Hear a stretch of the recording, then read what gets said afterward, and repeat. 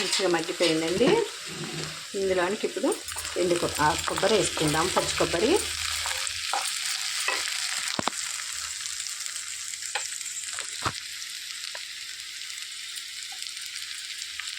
ఒక 3 టేబుల్ స్పూన్లు ఉంటుందండి. ఈ కొబ్బరి వల్ల ఈ ఫ్రై చాలా టేస్ట్ వచ్చిద్దండి. అసలు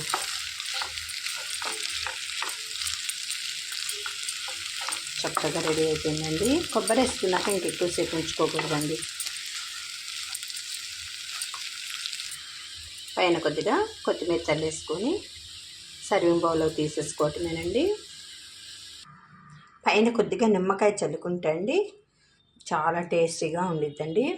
అంతేనండి, రెడీ అయిపోయిందండి. సులువుగా ఈజీగా టేస్టీగా దొండకాయ ఎండుకారంతో ఫ్రై అండి.